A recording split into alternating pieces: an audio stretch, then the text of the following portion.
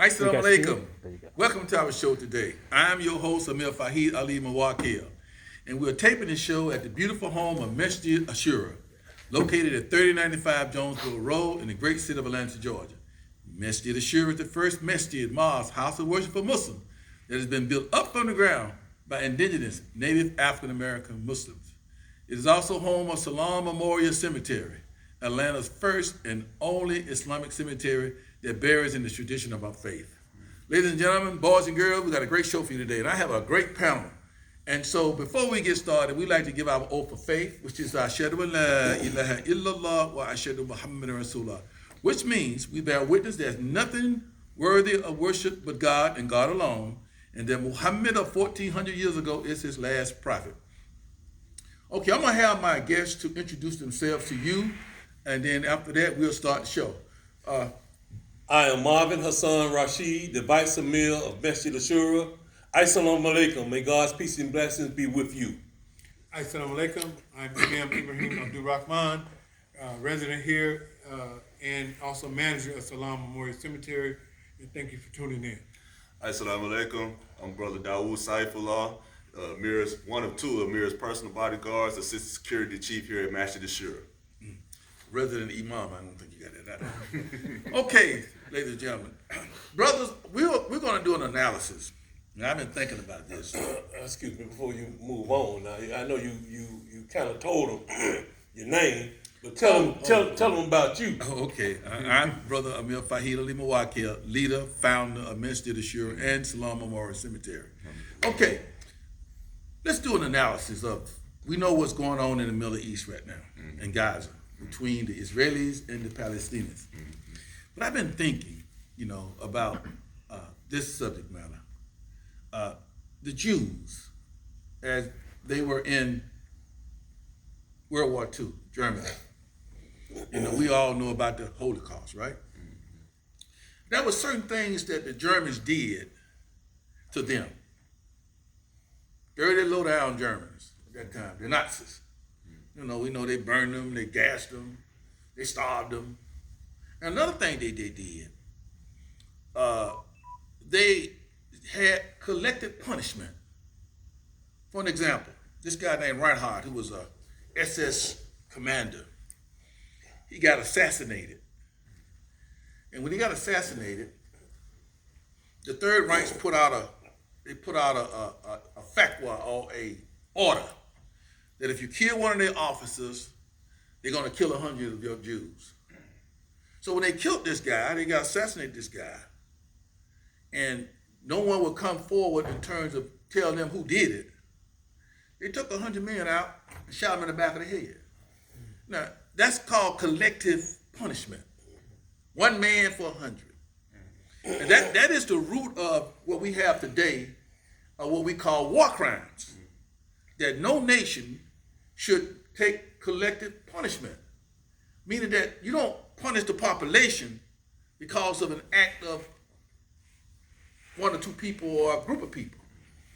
They got a movie about this, what I'm talking about. These Dutch underground guys, they the one assassinated him. And he was a mean guy. He was that guy. But I'm looking at the psyche of these Jews right now that's in the Israelis. I'm looking at maybe what happened to them has affected them mentally.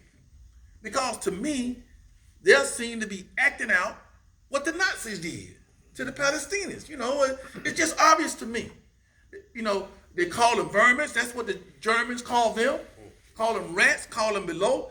Everything that they saying about the Palestinians and what they're doing to the Palestinians was done to them.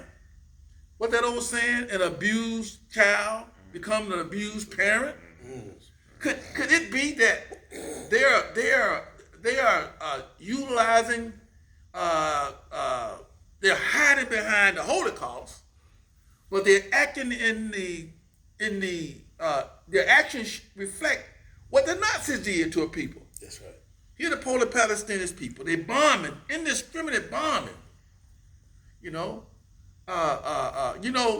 Then they try to justify with this. Dresden, that's a city in Germany. that the Allies bombed, they killed everything, they firebombed that city to death, killed a whole lot of civilians. And now people look back on that and they say that, hey, that was a war crime too. You know, as Muslims, we are told that we don't use the tactics of our enemies when it comes to dishing out punishment. We have regulations. We have things that God has told us we can't do. So I want to know what y'all think about how this country of America, who I believe has perpetrated war crimes, particularly in Iraq, in Afghanistan, and in Vietnam. What do y'all think about doing an analysis of what's happening to the Palestinians who are being persecuted and being slaughtered and being almost to the point of genocide by the Israeli government? I'm gonna start with you, Brother Vice. Well, Brother Mill, I think you basically hit all cylinders on this right here. And I agree with you with the analogy of an abused child becomes an abused parent. However, I don't think that the outrage that you're seeing from the Israeli is pure outrage.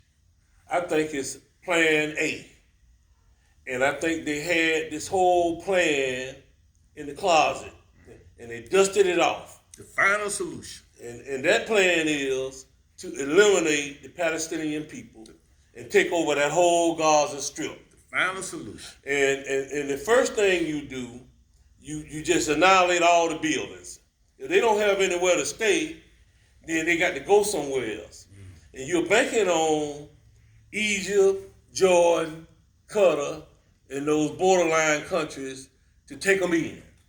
Once they are taken in, then you won't let them back in. Okay, and you're going to do just like you did on the West Bank. You're going to let settlers from all over the world, Jewish settlers, come and take over that land. Final solution. And your brutality is merciless. You know, you kill it. You know, you had allegedly 1,400 or so people that Hamas killed and took prisoner, but yet you have killed already tens of thousands. Tens of thousands of people. Collective punishment. Children, women, men. They had a picture on TV yesterday where they had took almost 100 of those men, stripped them down to the underwear. Saw that. Buck naked, literally. And these men were not Hamas. Just suspected of possibly being aligned in some way with Hamas. And took them men, buck naked almost, and put them out for display. And anybody that know the Arab people, they pride themselves on covering.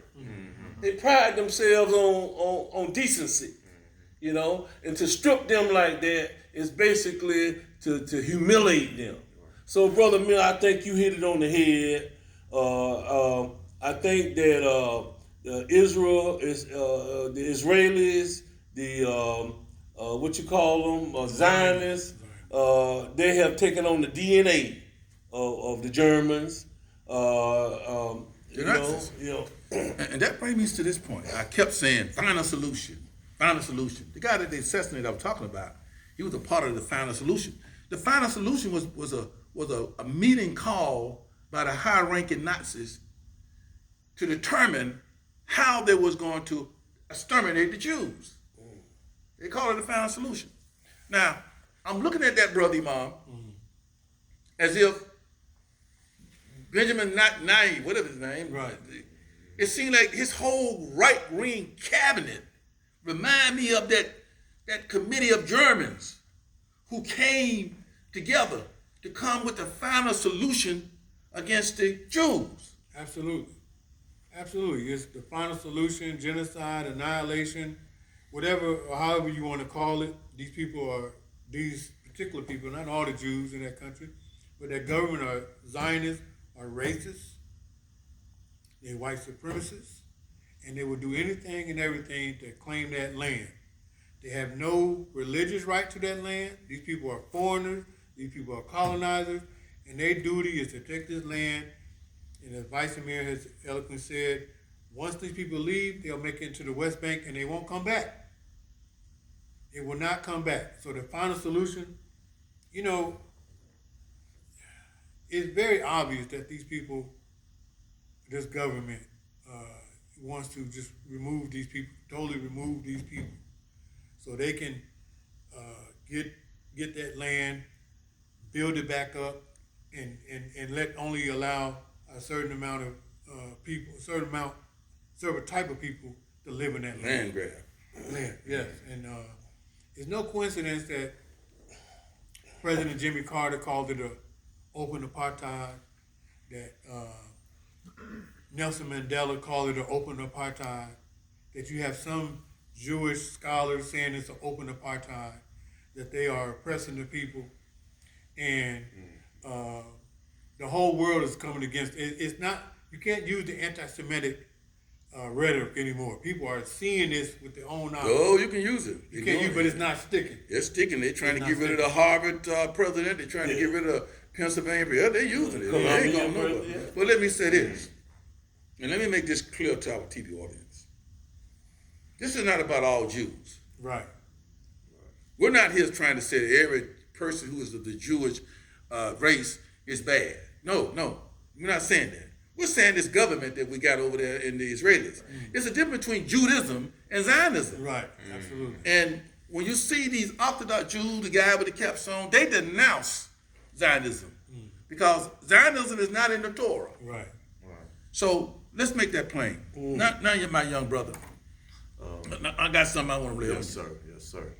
And that is why our country is so hesitant to aid the less fortunate. Why we are sitting back, our president, Joseph Biden, is sitting back in support of this thing. Now, what's this? Let's do an analysis of America. Think about that. Here we got our native Indians, people who had all this land. And look how the U.S. government took the land. Yes, sir. And they annihilated the Indians. They really almost practiced genocide against the Indians. You don't find too many Indians today. Absolutely. You know?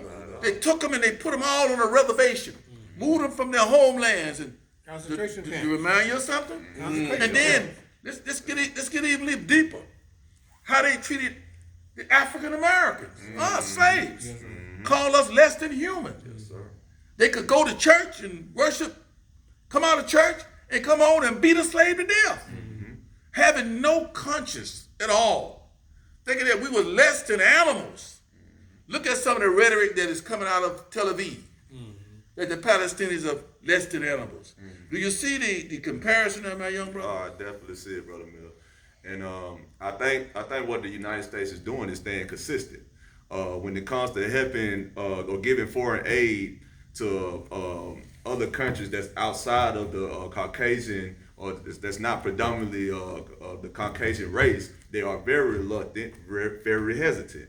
Any type of national disaster that happens in Haiti that wipe out millions of people or hundreds of thousands of people, we get very, very reluctant and hesitant. No aid at all. And this is something, like I said, they stay very, very consistent on. So it's no surprise to me how they are viewing or their take on helping the Palestinians.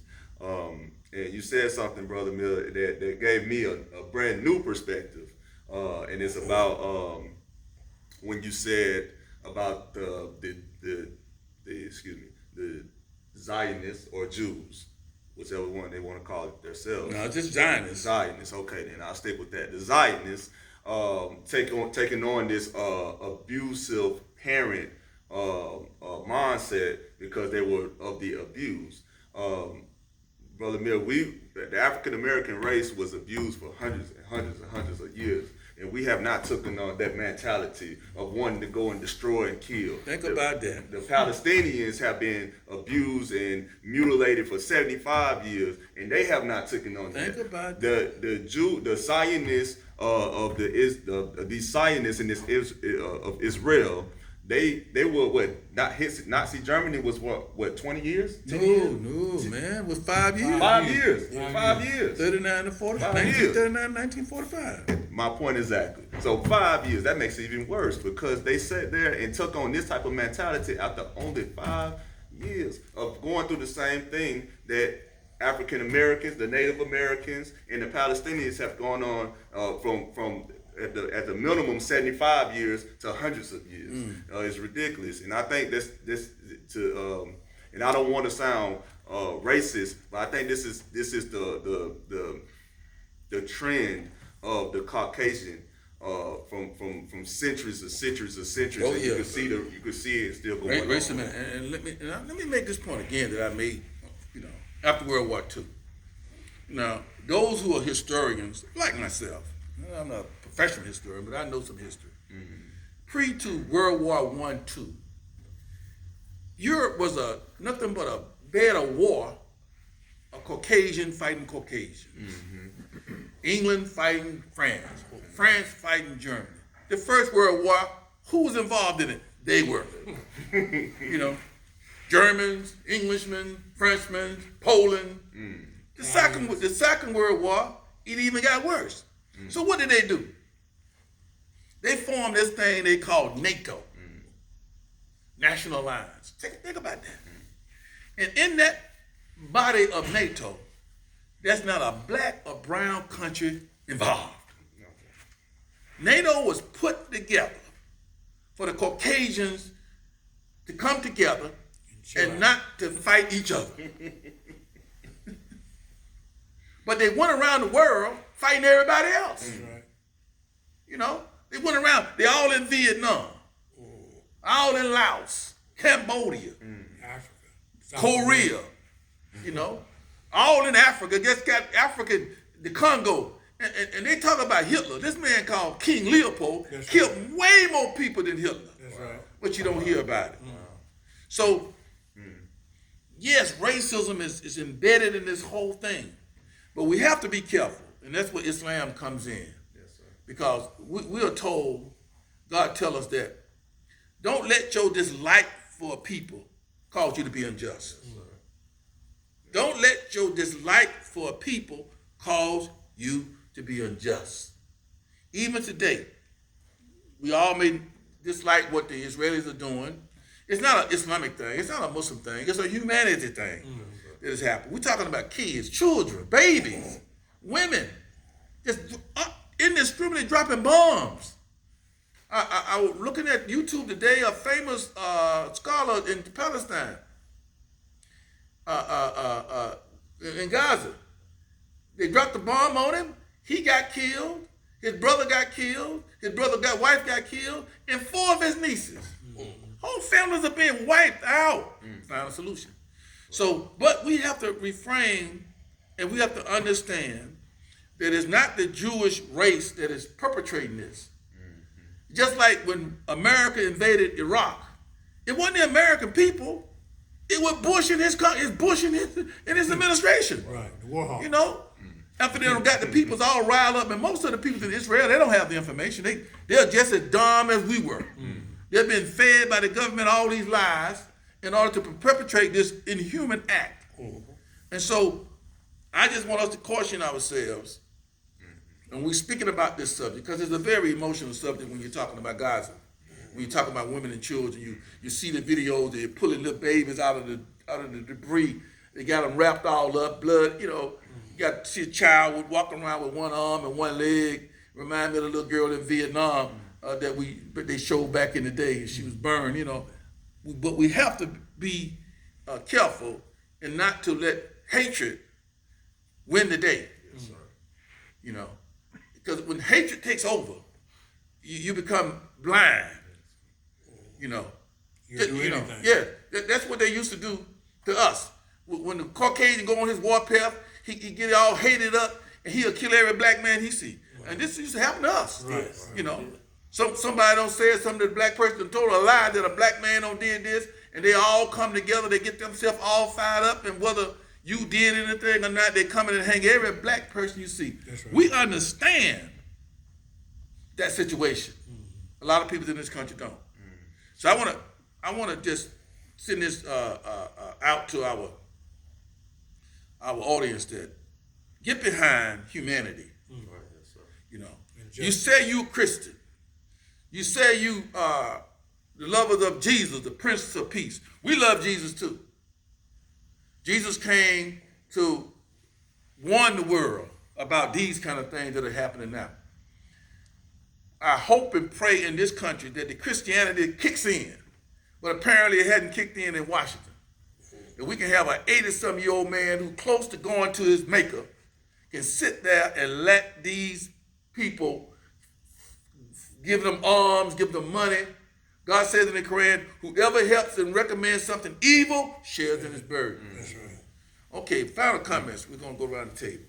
Well, Brother Mill, I agree totally with what you said and what the panel said. I thought of Tulsa, Oklahoma with us, you know, thriving black business back in the day.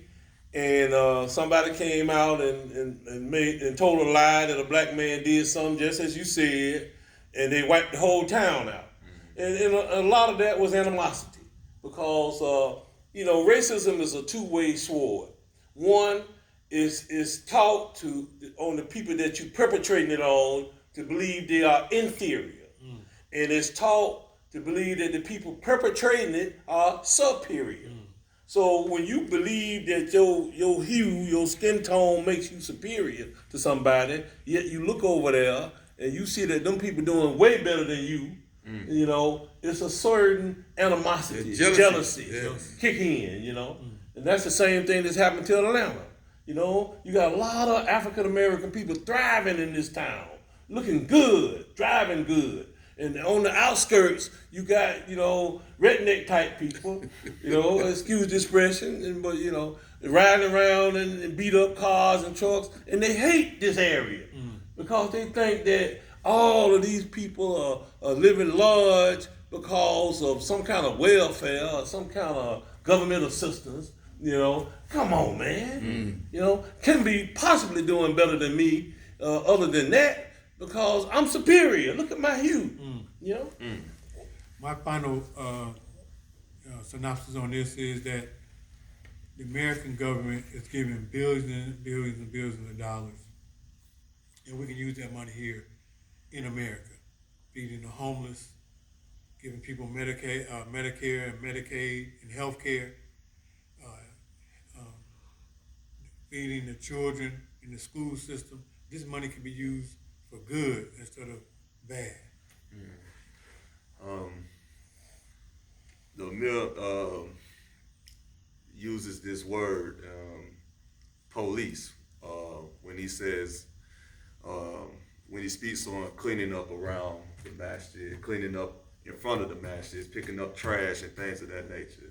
And the United States, I've heard this expression almost my whole life, that we're supposed to be the police of the world. Well, we're doing a horrible job at policing. So do your job, America. Do your job, Mr. Biden. Do your job, Congress and police, because it's a mess over there in Palestine, Israel, and what these Zionists are doing to those Palestinians. So get on your job and start policing. And we have to, as a country, we have to root out corruption. We have all these lobbyists, AIPAC, who's a big Jewish lobby. They give money to everybody in Congress, both on the Republican and the Democratic side. And their only function is to try to get legislation and favors for the country of Israel. Of all the lobbyists that we have in America, most of the lobbyists that we got in America, they're lobbying for something in this country. Right. They're the only lobby, the only interest is to keep Congress in their pocket. And if you take a poll that every one of them up there has received money from AIPAC, including President Biden, who I'm very disappointed in. I never had a lot of faith in him anyway. That a man who's supposed to be woke and liberal is looking at these babies being killed and won't even call or won't even pressure the Israelis, who we're giving billions of dollars to in support, money and equipment, to cease fire, to stop killing these people over there. You know, it just speaks about us. Who are we?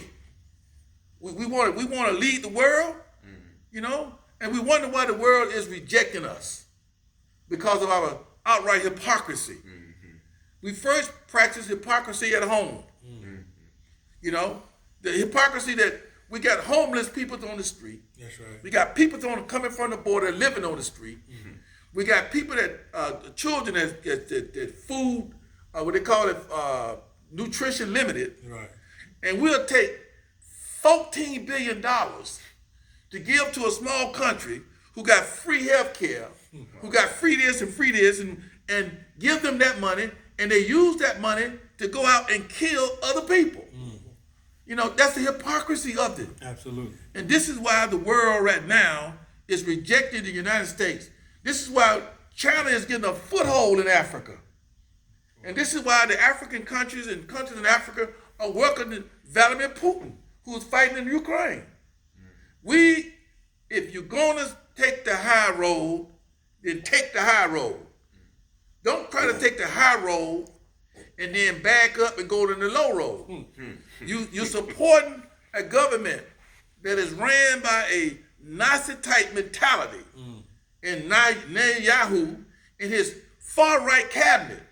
Some of the things that these guys in his cabinet have said are demonstrable. Unbelievable. He has a couple of terrorists on his cabinet. That's right. And he's trying to stay in office. You remind you of somebody? George Bush, Yes. who started a war in Iraq to get elected. You know? Now Yachty was on the ropes. He's going to jail. They had him for corruption, him and his wife. And this is the best thing ever happened to him. You know? Because he took all that light off of him and put it on what he's doing now in Gaza. Sometimes I don't believe that these people believe in the hereafter. I don't believe they believe in the hereafter. Because if you have to answer to your maker, if you have to go before God, how are you going to justify Biden? How are you going to justify the killing of all these innocent people and expect to go to heaven? You know, Allah says in the Quran, some people have given up the life of the next world for this world. Yeah. Absolutely. You know, and that's what you have to be very careful of. Because the shaitan, the devil, he'll come, he'll incite you, he'll have everybody clapping, patting their hand for you and saying you're a great guy, and he's taking you straight to hell.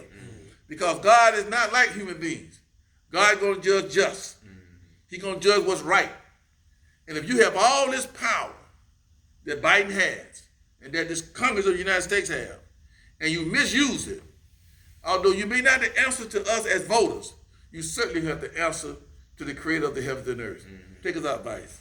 You heard that, and hopefully you'll come up with your conclusion on that based on what we said and what you know. But listen to this, and have no doubt about this. If your life is in turmoil, Yes. if you're walking around every day of the week and you're some kind of slave to ignorance, to alcohol, Yes. to everything, we got the perfect solution. If you want to come out of that, be your own king and queen, Yes. have one master, Yes. and he's a fair master, Almighty God. You must Accept Islam and be saved. Tune in the next week at the same time for this thought-provoking show. And we leave you with Assalamu alaikum. Peace be upon you.